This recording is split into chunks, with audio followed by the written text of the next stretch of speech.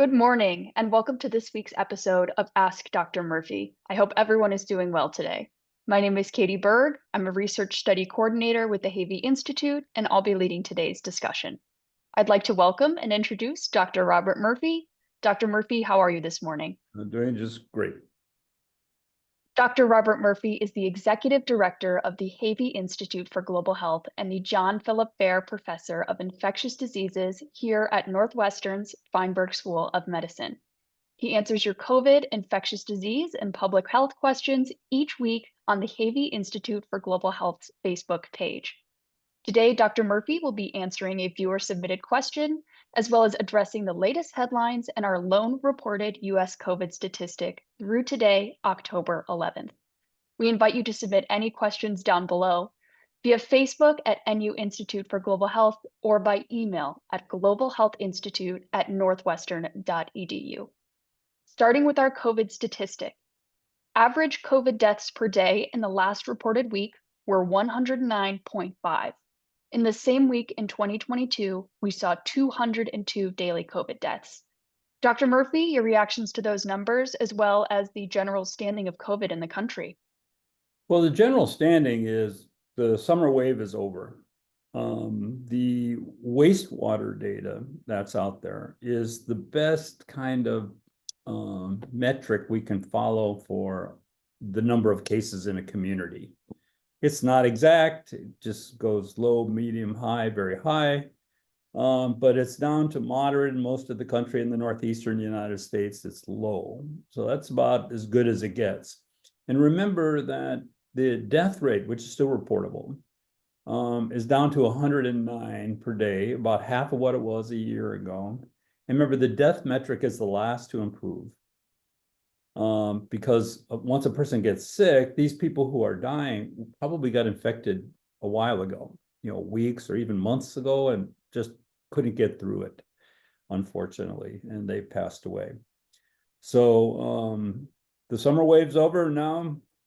We get ready for the winter wave, which will start in December with the flu. So you want to be updated with your new flu shots, your COVID shots, and if you haven't had one and you're over 60, your respiratory syncytial virus shot as well, especially if you're immunocompromised.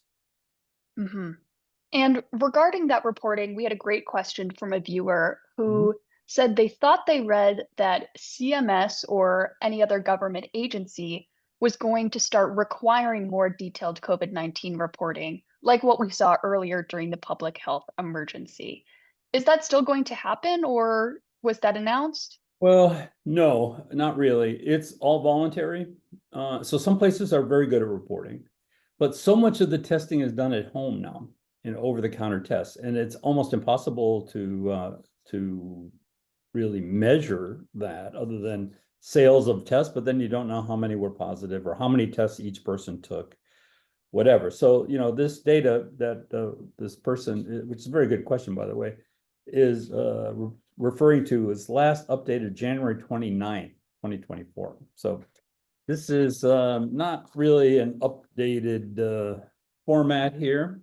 But there are other ways to track this now, like we talked about with the wastewater and the deaths and other surveillance groups that the CDC does follow throughout the year. And while we're on the topic of the COVID and flu season coming up, there was recently news of a combination flu and COVID test that was approved. Can you tell us a little about it?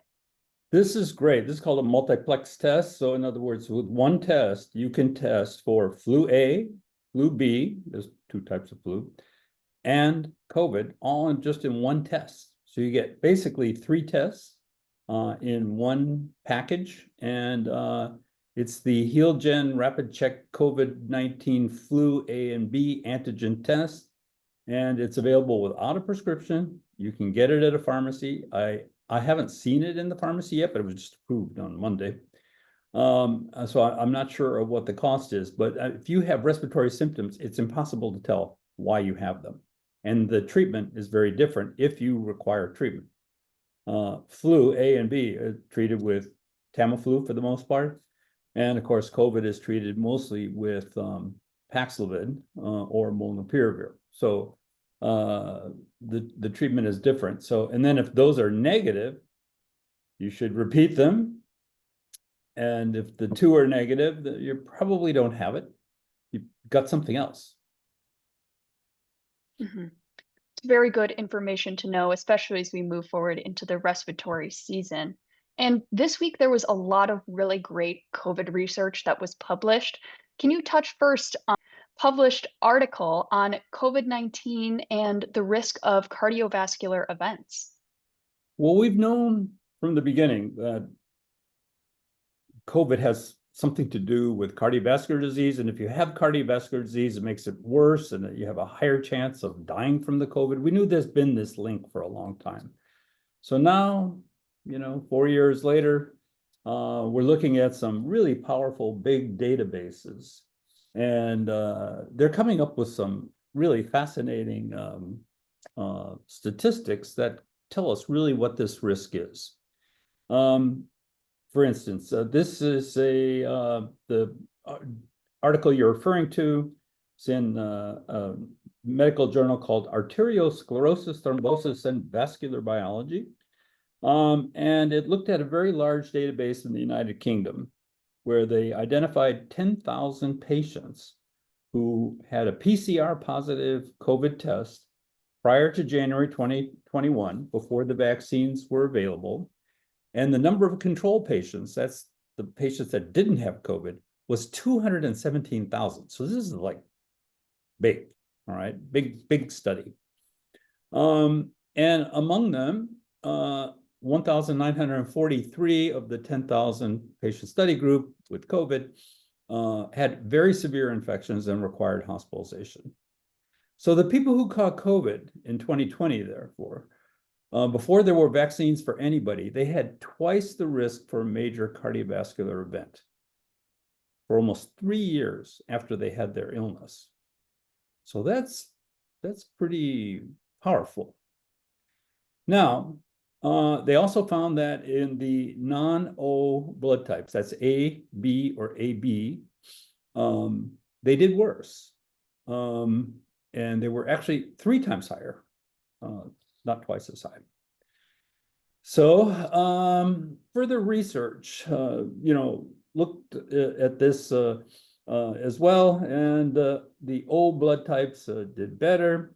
But there was some hopeful news that if people at risk who were taking low dose aspirin had no increase in their cardiovascular events. So if you need to take low dose aspirin, you just keep taking it, and that will help you. If your risk is increased after having COVID, for having whether you're type O or not, it's just a difference of how much. So it's just fascinating data coming out of the United Kingdom, which I'm sure is relevant to our population as well. Mhm. Very, very interesting. And there was another study on another large database, this time on United States veterans, looking at breakthrough infections versus reinfection and their severity. Can you break down those findings for us? Yeah. So this is a very large study among United States veterans. The veterans medical system in the United States has been an electronic medical record system for many, many, many years, way longer than most people in other kind of healthcare settings. So they have a very rich database. So they matched almost 14,000 vaccinated adults who never had COVID with approximately 14,000 who were never vaccinated with COVID but survived. And they looked at their database, and vaccination was considered if they had at least 2 doses of one of the mRNA vaccines. So among the vaccinated veterans not previously infected with COVID, 11.2% had a breakthrough infection and 11.8% were hospitalized. Of the unvaccinated previous infected veterans, it was 18.3% got a reinfection and 17.3% were hospitalized or died. That's an increase over 50%. So whether you had COVID or not is one risk, but COVID and vaccinated is a lower risk than COVID and unvaccinated. Now, we've always known that the immunologic response to the vaccine is actually more prominent in the vaccinated people. The vaccine gives you a better immunologic response than the infection, because the infection sometimes is mild, the body doesn't respond as good, sometimes it does, sometimes it doesn't. The vaccine is very stable, very predictable. So, and then they found a very similar thing. Hospitalization and death incidence was much higher after reinfection of the non-vaccinated veterans than after breakthrough infection in a vaccinated veteran. So it's kind of getting like the same that I just showed you from that UK study. It was almost twice as much. Mhm. Very, very big difference. Yeah. But looking to another one of our stories and topics we've been talking about a lot. Unfortunately, we have no updates about the Missouri avian flu case, but there has been a lot of movement in California with some concerning data that we've seen specifically around the dairy cows. Can you fill us in on all that's happened? Yeah. So the California started reporting cases as well as in the Midwest and other areas. 3 dairy farm workers in California have now been documented to have avian flu. All of them had relatively mild disease, and nobody in the United States, no farm workers, dairy farm workers, have died from avian flu. Now, this is different than what has been reported globally, where the mortality rate can be up to 50%. So something is kind of different there. And this adds to the number of humans with avian flu, which is now 17. So, but what is happening in California is since late August, more than 80 herds have been infected by the bird flu. Of the nation's dairy herds, 28% have occurred in California alone. So that's a lot. In other states, other than California, about 10% of the cows of the affected herds have shown symptoms, and death has been in less than 2%. In California, the reporting that the virus is infecting 50 to 60% of their herds, and 10 to 15% of the cows are dying. So that's 5 to 7 times greater than in other parts of the United States. We have no idea really why this is. It's also happening around the world. It's not just the United States. Farms in Europe and whatever have also reported this. So in response, the United States is trying to stay in front of this one, and they just spent $72 million buying up avian flu vaccine from GSK, Sanofi, and CSL Pharma to ramp up production of the bird flu vaccine in case this thing really gets out of hand. And they're going to be ready. So that alone will double the amount of vaccine that they have in storage, just in case we do need it. Mhm. That is good news, a topic we will stay up to date on and keep updating you as more and more continues to come out.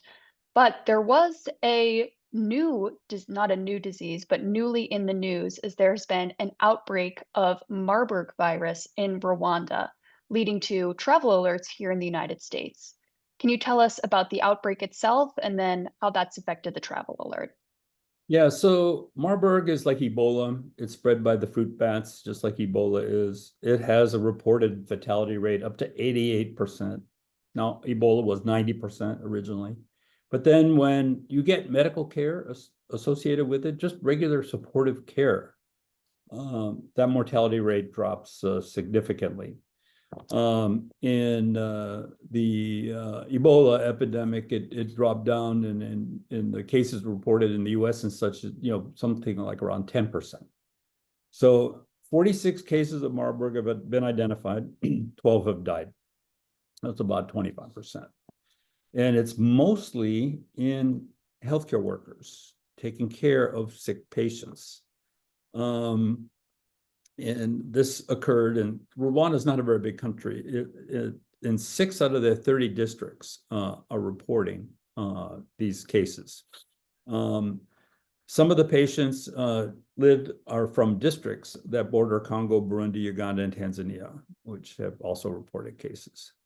So it's disturbing. So what the U.S. government did is they increased the travel warning to Rwanda to high, try to avoid going there. We have a lot of projects in Rwanda, so it's going to be, I think things are going to go on hold there for a while. Mhm. Very unfortunate, and another unfortunate outbreak that has luckily started to see some movement against it, Mpox. There was announcement that those first doses of the Mpox vaccines are finally being administered. Can you update us on the situation of those outbreaks and the vaccinations? Well, the people in Congo, Democratic Republic of Congo, estimate they need to vaccinate 10 million people. Most of the cases have been in Congo. Now, they've reported in many other countries, but in relatively small numbers. So this report is just that the vaccines are out there. They've got the first 275,000 doses. They're focusing on children, female sex workers, and men who have sex with men, who are the 3 hardest hit groups. It's starting. So, I mean, that's all a really, good thing to happen, finally. Mhm. And there was news about some sort of Mpox test that was approved. Can you tell us a little about that as well? Yeah, also WHO announced that it has listed the first Mpox test for emergency use. The Alinity Mpox test is made by Abbott Labs here. It's a real-time PCR test that can detect either clade 1 or 2. Clade 1 is the African variety. Clade 1b is the one that's currently causing most of the problems, and clade 2 is the one that's spread mostly in men, sexually transmitted, the one that went around the world. So this test has improved. So, to really find out what's going on, you have to make sure you have the disease. So this is a great step forward. Mhm. Making And our the final story, oh, excuse me, sorry about that. Our final story today is a quick update on dengue here in the Americas, in our surrounding countries, as well as here in the United States. Can you tell us about those numbers? Well, just to back up a second, so dengue had its biggest year ever. Some 11 million, 12 million cases have been reported in the Americas. There's probably many, many more cases than that. That was double what they had in 2023, which was also a high year. Tends to go in these 4-year cycles. The fatality rate so far worldwide has been between 6,000 and 7,000 cases, and 97% of them came from 6 countries: Brazil, Argentina, Peru, Colombia, Paraguay, and Ecuador. And in the United States, we've had 5,600 cases, mostly Puerto Rico and the U.S. Virgin Islands. It's because it's affected the Caribbean area as well as Latin America for the most part. But in the rest of the cases are in the mainland. Now, most of those people that got dengue had just come from one of those higher risk areas.